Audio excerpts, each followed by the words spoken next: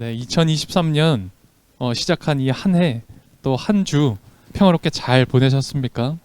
오늘 함께 이 다니엘서 말씀 나눌 때에 우리 모두에게 평화가 주어지기를, 그리고 평화를 선택하기를 빕니다. 오늘 우리는 다니엘서 이 말씀을 나누면서 함께 오늘 평화교회가 올 한 해를 어떻게 신앙생활하면 좋을지, 어떤 지향성을 가지고 함께 할지를 나누고자 합니다. 그래서 먼저 여러분들께 질문을 드리고 싶습니다. 여러분들은 어떤 이유로 신앙생활을 하십니까?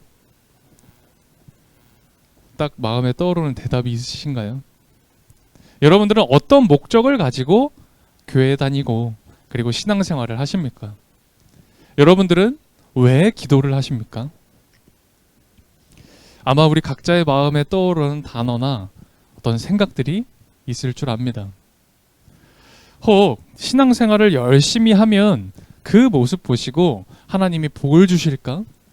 하나님은 사실 잘 모르겠지만 그래도 내가 뭔가 열심히 기도도 하고 신앙생활 하면 하나님이 나 도와주시지 않을까 하여서 신앙생활 하시는 분들도 있습니다.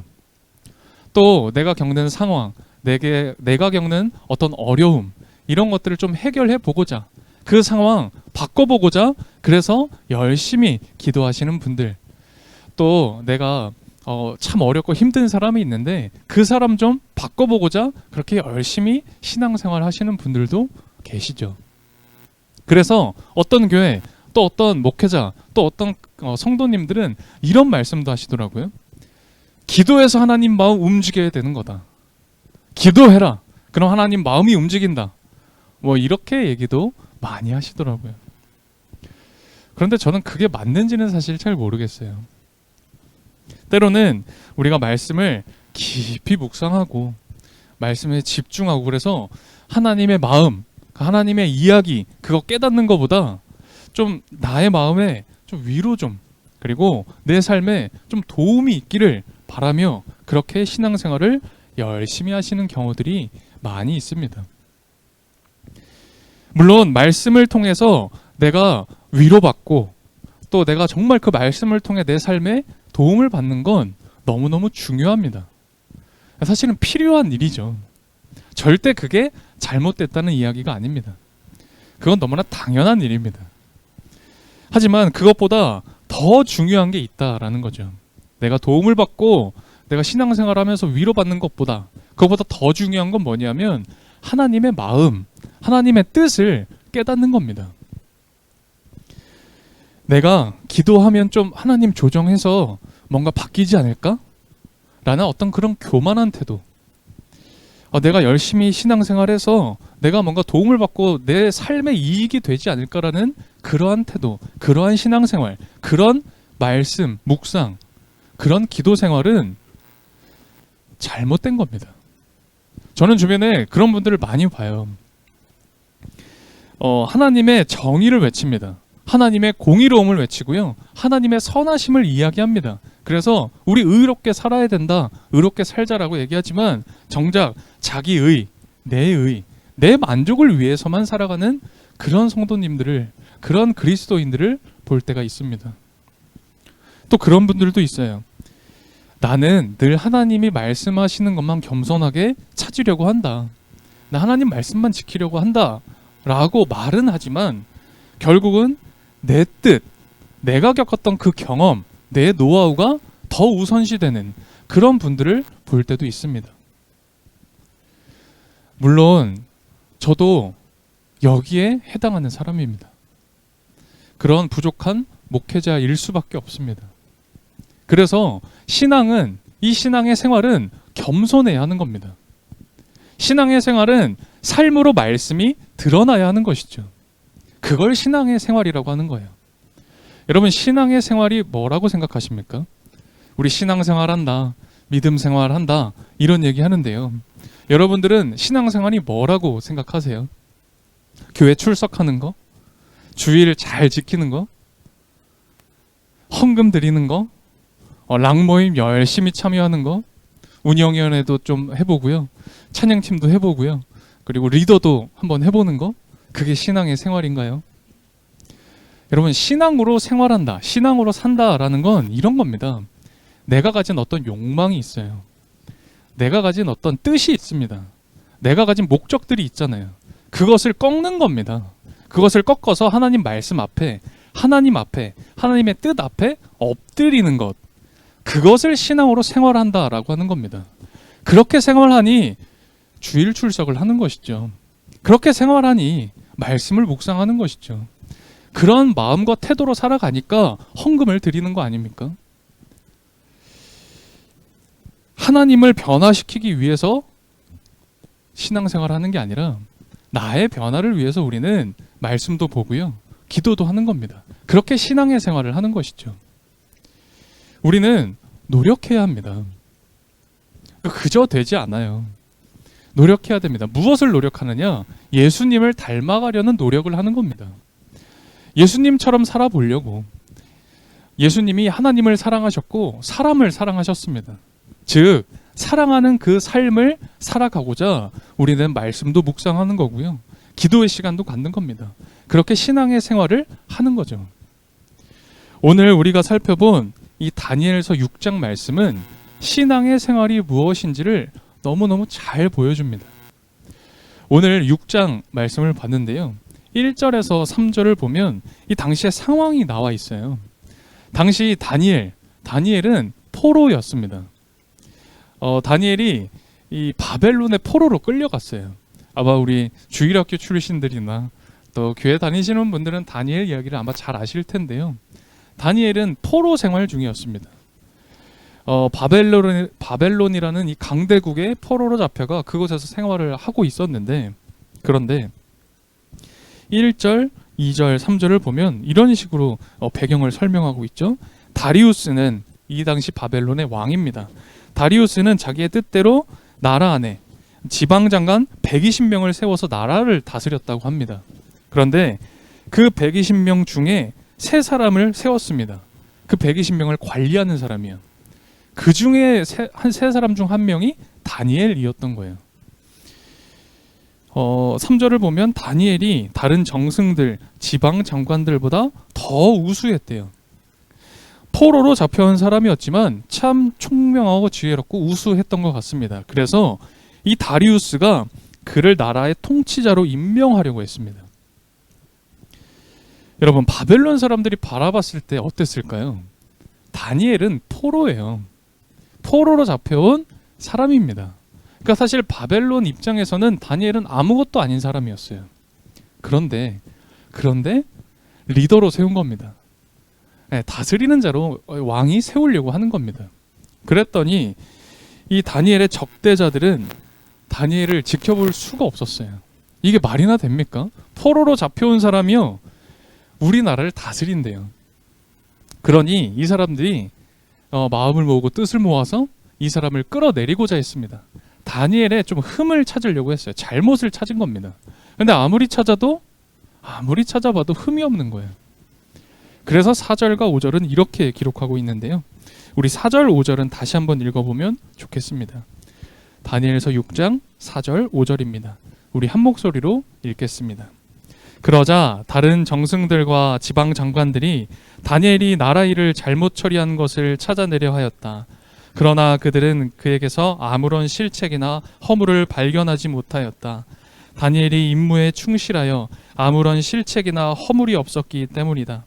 그래서 그들은 서로 말하였다.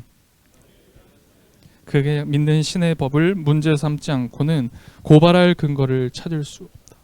아멘. 도대체 고발할 근거, 흠을 찾을 수가 없자 다른 방법을 찾았습니다. 6절에서 9절까지의 말씀인데요, 우리 6절에서 9절은 좀 교독해보면 어떨까 싶어요. 한 절씩 교독하겠습니다. 6절에서 9절까지입니다. 제가 먼저 6절 읽겠습니다. 그리하여 총리들과 방백들은 왕에게로 나아가서 아뢰었다. 다리우스 임금님 만수무강하시기를 빕니다.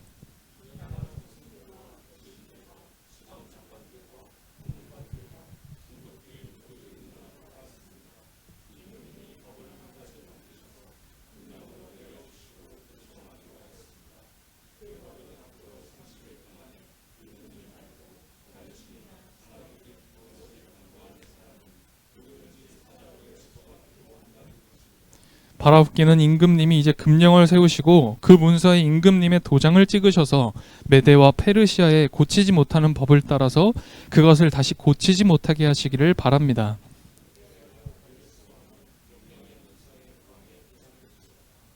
아멘. 그래서 방법을 찾은 게 뭐예요? 하나님께 경배하지 못하겠다라는 방법을 찾은 겁니다. 그래서 이 꾀를 내어서 어떻게 해요? 다리우스를 찾아가서 한 가지 법을 제정하자고 한 겁니다. 그러니까 요즘 시대와 비슷해요. 앞으로 기도하지 못하게 하는 법을 만들자라는 법을 만든 겁니다. 특별히 여기 보면요, 금령을 세우고 그리고 왕의 도장을 찍는다라고 하는 게 있는데요. 이 왕의 도장이라는 걸 찍으면 법적 효력도 있을 뿐만 아니라 이제 그거를 바꿀 수가 없다라는 뜻이거든요. 그러니까 아주 강력한 처벌과 강력한 법을 시행하겠다라는 게 이 왕의 도장을 찍었다, 이런 표현입니다. 그래서 30일 동안, 사실 긴 시간은 아니었죠. 30일 동안만 한번 지켜보자라는 겁니다. 분명히 30일 동안 다니엘은 기도할 수 있을 것 같다라고 생각했던 것 같아요. 오직 다리우스에게만 간구하고 기도할 수 있다라는 법을 만들었습니다. 그런데 다니엘 어떻게 행동했을까요? 오늘 본문 10절은 이렇게 기록합니다. 10절은 제가 읽어드릴게요. 다니엘은 왕이 금령 문서에 도장을 찍은 것을 알고도 자기의 집으로 돌아가서 다락방으로 올라갔다. 그 다락방은 예루살렘 쪽으로 창문이 나 있었다. 그는 늘 하듯이 하루에 3번씩 그의 하나님께 무릎을 꿇고 기도하며 감사를 드렸다. 결국 다니엘은 적대자들에게 발견되었습니다. 그리고 결국은 사자굴에 던져졌죠. 다니엘뿐만 아니라 포로 생활을 하는 이스라엘 사람들이 더 있었습니다. 특별히 다니엘의 세 친구들이 이 다니엘서에는 등장하는데요. 사드락, 메삿, 아벳느고라는 이 세 사람이 등장을 하는데, 이 세 친구도 사실은 다니엘 전에 먼저 아주 이와 비슷한 일을 겪었었어요. 그것을 3장에서 소개하고 있는데요. 다니엘서 3장 한번 우리가 살펴보면 어떨까 싶어요. 다니엘서 3장 5절에서 7절까지입니다. 다니엘서 3장 5절에서 7절은 제가 읽어드릴게요. 나팔과 피리와 검은고와 사형금과 칠염금과 풍수 등 갖가지 악기 소리가 나면 느부갓네살 왕이 세운 금신상 앞에 엎드려서 절을 하시오. 그러니까 아까 우리가 살펴본 것과 아주 유사한 내용이죠. 그러니까 악기 소리가 들리면 금신상 앞에 모두 다 절을 하라는 겁니다. 그래서 6절, 누구든지 엎드려서 절을 하지 않는 사람은 그 즉시 불타는 화덕 속에 던져 놓을 것이요. 그리하여 민족과 언어가 다른 뭇 백성들은 나팔과 피리와 검은고와 사형금과 칠염금과 풍수 등 갖가지 악기 소리가 울려 퍼지자 느부갓네살 왕이 세운 금신상 앞에 엎드려서 절을 하였다. 악기 소리가 들리니 일제히 모든 나라 사람들이 절을 했던 겁니다. 사드락, 메삭, 아벳느고. 그런데 이 세 사람도 역시 포로 생활 중이었거든요. 그러니 당연히 금신상에게 절해야 했겠죠. 그런데 사실 잘 보잖아요. 그럼 이들은 포로 생활을 한 게 아닌 것 같아요. 꼭 신앙의 생활을 하는 것만 같습니다. 이 세 사람은 왕이 세운 금신상 앞에 엎드려 절을 하지 않아요. 그리고 왕에게 이렇게 이야기를 합니다. 그것이 17절, 18절인데요. 3장 17절, 18절을 한번 우리 같이 읽어보면 좋을 것 같아요. 17절, 18절 두 구절 함께 읽겠습니다. 불 속에 던져줘도 임금님, 우리를 지키시는 우리 하나님이 우리를 활활 타는 화덕 속에서 구해주시고 임금님의 손에서도 구해주실 것입니다. 비록 그렇게 되지 않더라도 우리는 임금님의 신들은 섬기지도 않고 임금님이 세우신 금신상에게 절을 하지도 않을 것입니다. 굽어 살펴주십시오. 아멘. 죽음이 바로 코앞으로 왔습니다.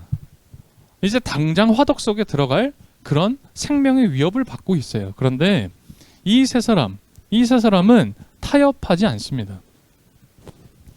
다니엘도 그랬죠.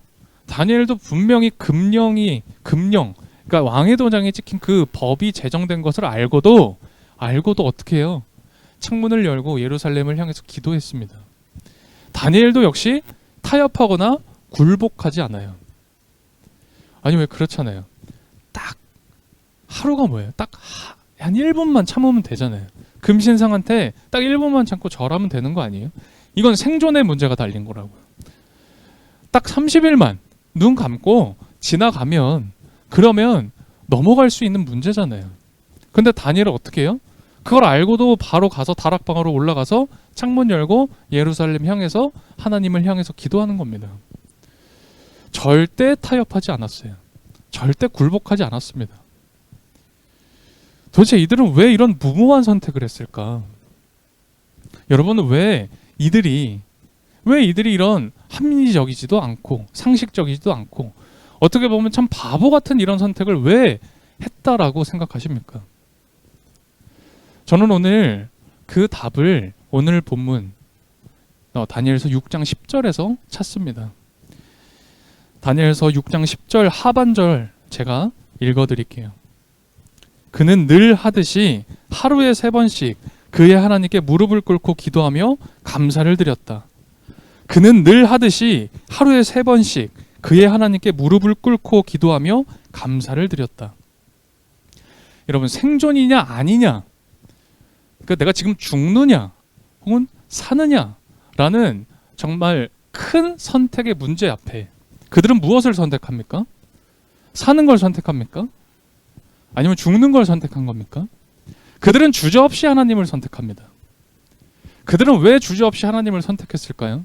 그들은 늘 기도하고 그는 늘 하나님 말씀 앞에 엎드렸으며 그는 늘 하나님을 향하여 살아갔던 신앙의 생활을 했기 때문입니다.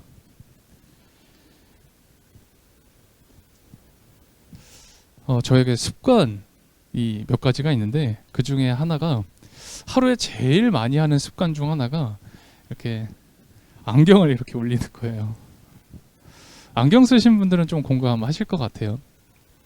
안경이 자꾸 이제 내려오니까 안경을 자꾸 이렇게 만집니다. 근데 이제 안경이 안 내려와도 만져요. 습관이 돼서. 그리고 어느 정도 습관이 됐냐 하면 안경을 안 써도 올리고 있습니다. 그런 제 자신을 발견할 때가 있어요. 안경 쓰신 분들은 아시죠? 네, 다 맞아. 나만 그런 거 아니었어. 저한테 그런 습관이 있어요. 어떤 분이 그러시더라고요. 다니엘이 사실은 그러려고 한 건 아닌데 기도 습관이 너무 들어가지고 자기도 모르게 기도한 것 같다고. 여러분, 습관이 그만큼 중요합니다. 여러분, 습관이 영성이에요. 신앙의 생활이라고 하는 게 습관을 이야기하는 거고 늘 하는 것을 이야기하는 겁니다. 늘 해야 그게 신앙 생활인 거죠. 저는 오늘 평화 우리 모두가 정말 이 세상과 타협하지 않고 이제 타협하는 그 손을 이제는 내려놓고 하나님만을 쫓아갔으면 좋겠습니다. 정말 우리에게 주어진 이 시간을 신앙의 생활로 살아갈 수 있었으면 좋겠습니다. 그러기 위해서는 우리도 늘 하듯이가 필요합니다. 늘 하듯이 우리는 하나님 말씀 듣기를 갈망해야 됩니다. 늘 하듯이 우리는 하나님 말씀을 깨닫기를 소원해야 합니다. 늘 하듯이 늘 하나님을 향해서 살아가야 하는 것이죠. 항상 기뻐하라, 쉬지 말고 기도하라, 범사에 감사하라 인 것이죠. 지난주에 케이스를 나눠드렸어요. 핸드폰 케이스를 드렸는데 아마 거의 다 받으셨을 거고 못 받으신 분들도 아마 계실 텐데 제가 저희 교회에서 케이스 왜 드렸겠습니까? 여러분들 훨씬 더 좋은 케이스, 더 이쁜 케이스 다 가지고 계신데요. 그런데 케이스 드렸잖아요. 왜 그랬을까? 이렇게 살자, 이렇게 한번 해보자 라는 거였어요. 우리가 늘 손에 우리 품에 지니고 다니는 게 핸드폰이잖아요. 그래서 혹시 우리 또 잊으면 또 생각나지 않으면 핸드폰 보고 기억날까? 핸드폰 보고 깨달을 수 있을까 하는 마음 담아서 이쁘진 않지만 또 활용도는 조금 떨어질 수 있지만 그래서 그 안에 그 마음을 담아 드렸습니다. 케이스 끼워야겠죠? 올 한 해 우리 교회는 정말 하나님의 말씀과 기도를 중심으로 두고 예배하고 그리고 랑 모임도 하고요. 그리고 강의도 듣고 훈련 받으려고 합니다. 여러분, 신앙생활은 취미생활이 아닙니다. 신앙생활은 취미생활이 아니에요. 제가 가끔 듣고 하는 이야기가 있어요. 목사님, 너무 시간이 없어서 말씀을 못 봤습니다. 제가 너무 바빠서 기도를 못했습니다. 이런 이야기를 종종, 너무 자주 듣습니다. 여러분, 근데 기도는, 말씀 묵상은 시간이 나면 하는 게 아니에요. 시간을 내서 하는 겁니다. 시간이 없으니 시간을 내서 하는 게 그게 말씀과 기도이죠. 신앙생활은 취미생활이 아닙니다. 신앙으로 생활한다는 건 내 온 마음과 내 온 마음, 내 정성을 다 한다라는 거죠. 내 존재로 그렇게 살아간다라는 게 신앙의 생활입니다. 올 한 해 기도와 말씀 묵상이 정말 습관이 되어 늘 하듯이가 될 수 있는 오늘 평화 교회가 되었으면 좋겠습니다. 그래서 어떤 상황에서도 하나님을 선택할 수 있고, 그리고 하나님만을 따를 수 있기를 바랍니다. 그 여정 이제 함께 가고자 합니다. 그 여정에 주님이 함께 해주실 것이고, 우리 함께한 이들이 함께 손붙잡고 그 길을 걸어갈 것이며, 그 길 위에 하나님이 주시는 은혜와 평화가 가득할 것입니다. 주님, 이 땅에 오신 예수님, 우리 마음에 계신 예수님께 기도합니다. 존경받기를 원하는 마음에서 예수님 저를 구해 주십시오. 사랑받기만을 원하는 마음에서, 경외받기만을 바라는 마음에서, 다른 이들보다 나를 더 알아주기를 원하는 마음에서 예수님, 우리들을 구해 주십시오. 세상의 가치만을 원하는 마음에서, 무시당하기를 두려워하는 그 마음에서, 타협하고 이익만 따르려는 마음에서, 역경 중에서 고통당하기 두려워하는 마음에서 예수님, 우리들을 구해 주십시오. 우리들의 모든 숙고, 곧 의심과 고민을 모두 주님께 바치오니 마음 깊은 곳으로 우리들을 이끌어 주셔서 주님께서 이 순간 바라시는 바를 깨닫게 해주십시오. 마음 깊은 곳에서 울리는 주님의 소리, 우리들의 영혼 안에 계신 주님과 일치하는 소리를 듣고 결정 내리는 용기와 확신, 믿음을 우리들에게 심어 주십시오. 하루에 3번 늘 하듯이 주님께만 엎드리고 기도했던 다니엘, 사드락, 메삿, 아벳느고처럼 오늘 평화교회도 주님께만 엎드려 봉헌드립니다. 불같은 일을 만나더라도, 사자굴 같은 곳에 빠지더라도 주님의 손길로 지켜주시기를 기도드립니다. 드린 손길과 마음 가운데 이 세상이 줄 수 없는 평화를 허락해 주십시오. 예수 그리스도의 이름으로 기도드립니다. 아멘.